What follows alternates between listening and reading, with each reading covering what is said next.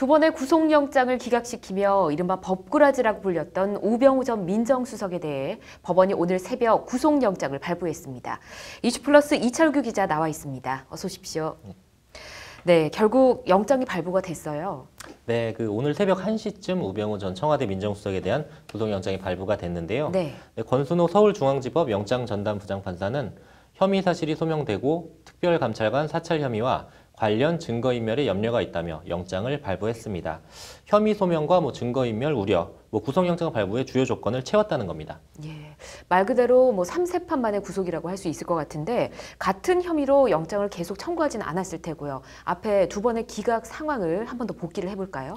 네, 일단 첫 번째 구속영장은 박영수 특검팀에서 지난 2월 19일 청구했는데요. 당시 영장 청구 사유는 세월호 수사를 방해한 직권남용, 그리고 국정농단을 방조하고 묵인했다는 한 4가지 정도의 혐의였습니다. 네. 근데 당시 오민석 서울중앙지법 영장전담 부장판사는 영장 청구 범죄 사실에 대한 소명의 정도와 그 법률적 평가에 대한 다툼의 여지 등을 비춰볼 때 구속의 사유와 필요성을 인정하기 어렵다며 영장을 기각했습니다. 그렇군요. 두 번째 영장은 검찰에서 청구를 했습니다. 이때는 어떤 혐의였지요? 네, 두 번째 구속영장은 검찰이 지난 4월 9일 청구를 했습니다. 일단 혐의가 8가지로 크게 늘었는데요. 예. 직권남용과 직무유기, 이런 1차 구속영장 사유 외에도요. 세월호 수사방해 관련 위증, 그리고 최순실 씨의 K스포츠재단 관련 혐의 등이 추가가 됐습니다. 하지만 당시 권순호 서울중앙지법 영장전담 부장판사는 혐의 내용에 관해서 범죄 성립을 다툴 여지가 있고 증거인멸과 도망의 염려가 충분히 소명되지 않았다며 다시 또 영장을 기각을 했습니다. 예. 당시 우 전 수석은 검찰 청사를 유유히 빠져나오면서 기자들에게 그동안 수고 많으셨습니다 라고 인사말까지 건네는 여유 있는 모습도 보이기도 했었죠. 네, 이제 다 끝났다, 그런 안도와 자신감의 발로였던 것 같은데 어제 세 번째 영장 심사 출석 때는 분위기가 많이 달랐죠? 네, 어제 서울중앙지법에는 우병우 전 수석 세 번째 영장 심사 출석을 위해서 취재진들이 아주 많이 몰렸는데요. 예. 제 기억에는 어제가 가장 많았던 것 같습니다. 한 100여 명이 넘었었어요. 예. 굳은 표정으로 우 전 수석이 출석을 했는데 불법 사찰이 민정수석의 통상 업무냐는 취재진의 질문에 짧게 네. 한마디만 하고 곧장으로 들어갔습니다. 예. 우 전 수석의 이런 모습에서는 좀 검찰 징그럽다 이런 분위기가 좀 느껴졌었는데요. 기자들 사이에서는 이번엔 좀 뭔가 다르다 이런 얘기들이 좀 오고 가기도 했습니다. 영장 심사는 점심도 거르면서 5시간 넘게 진행됐었고요. 그렇군요. 일단 구속돼 신병이 확보가 됐으니까 검찰도 좀 안도의 한숨을 돌릴 것 같습니다. 우 전 수석 수사 일지 한번 정리해 보도록 할까요? 네, 좀 깁니다. 우 전 수석에 대한 의혹은요. 지난해 7월 우 전 수석의 처가와 넥슨의 강남 부동산 거래 의혹으로 시작이 됐습니다.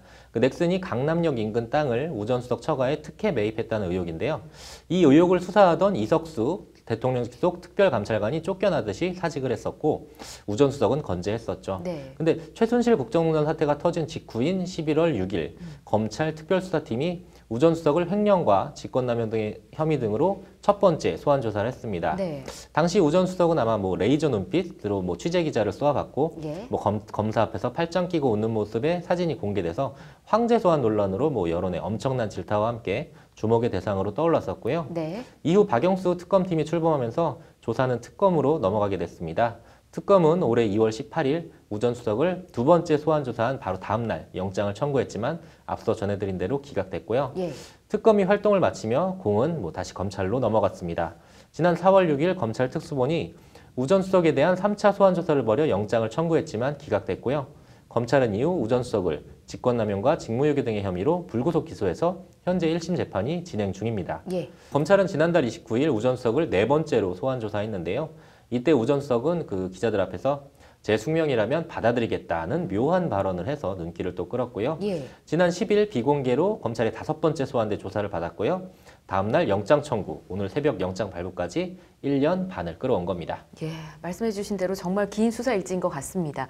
자, 앞으로 검찰 수사는 어떻게 진행이 될까요? 일단 검찰은 일단 고비는 넘겼다고 봤는데요. 이번에도 영장이 아마 기각됐으면 예. 우 전 수석에 대한 수사는 물 건너간 거 아니냐 이런 게 중평이었습니다. 예. 일단 검찰은 우 전 수석에 대한 신병을 확보해서 그 국정농단 적폐 수사에 뭐 커다란 터닝 포인트를 만들고 동시에 새로운 수사 동력으로 활용할 것이라는 게 뭐 검찰 안팎의 대체적인 분석입니다. 예. 당장 우 전 수석은 검찰 조사에서 김진선 전 평창 동계올림픽 그 조직위원장 동향 파악은 예. 박근혜 전 대통령의 지시였다. 이런 책임을 떠넘기는 듯한 진술을 한 것으로 알려졌는데요. 네. 뭐 정권 실세 중에 실세였던 우 전 수석의 위치를 감안하면 그의 이 같은 진술 여하에 따라 네. 박 전 대통령에 대한 추가 수사로도 아마 확대될 가능성도 배제할 수는 없어 보입니다.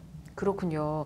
검찰 입장에서는 그동안 황제 소환이니 뭐니 해서 상당히 부담이 됐을 것 같은데 뭐 극히 이례적인 동일 인물에 대한 3번의 영장 청구도 마찬가지인 것 같고요. 검찰과 우 전 수석의 수싸움이 어떤 결말로 이어질지 관심 있게 좀 지켜보도록 하겠습니다. 오늘 고맙습니다.